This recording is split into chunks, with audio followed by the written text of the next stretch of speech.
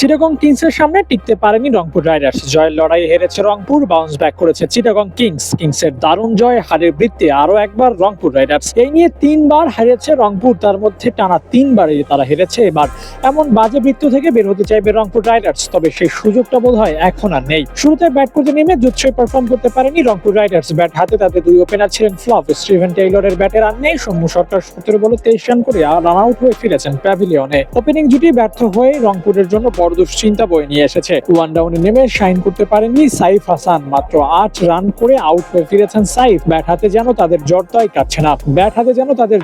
কাটছে না। 1 থেকে 3 অব্দি ব্যাটিং লাইন আপে ব্যাটাররা স্রেফ ব্যর্থ হয়েছেন। তবে 4 নম্বরে দারুণ করেছেন পাকিস্তানের ইফতিখার আহমেদ। 47 বলে 65 রানের ইনিংস খেলেছেন, 3 ছক্কা 7 চারের মারে চিটাগং এর জন্য একাই ত্রাস হয়েছিলেন এই ব্যাটার। তবে বাজে ব্যাটিং করেছেন দলটির ক্যাপ্টেন নুরুল হাসান সোহান। 21 বল খেলে মাত্র 9 রান করে আউট হয়েছেন সোহান। ইম্প্যাক্টলেস ব্যাটিং করেছেন এই ব্যাটার। দলের রান তোলায় কোনো ভূমিকায় রাখতে পারলেন না সোহান। ক্যাপ্টেন হিসেবে ভালো রেকর্ড থাকলেও ব্যাটার সোহান খুব একটা সুবিধা করতে পারছেন না। ইরফান চক্কুরের 1 রান বাদ দিলে শেখ মাহিদির বলে সমান প্রায় রানের ইনিংস রংপুরকে কিছুটা স্বস্তি দিয়েছিল। তবে এতেও খুব বড় লাভ হয়নি রংপুরের। সর্বসাকুল্যে তুলতে পেরেছিলেন মোটে 143 রান, যা রংপুরের জন্য ওয়েল এনাফ ছিলই না। জবাবে ব্যাট করতে নেমে যে চিটাগং কিংসও দারুণ করেছে এমনটা বলার সুযোগ নেই শুরুর ফেসের ব্যাটিং দেখলে।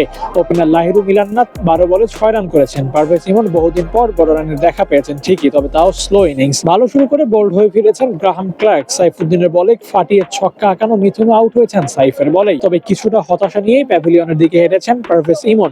দল মালিককে স্যাটিসফাইড করতেই হয়তো বড় রানের খোঁজে ছিলেন এই ব্যাটার। চেষ্টায় কমতিও ছিল না তার। তবে স্ট্রাইক রেট আর রান রেটের সঙ্গে মিল রেখে খুব বেশি দূর আগাতে পারেননি ইমন।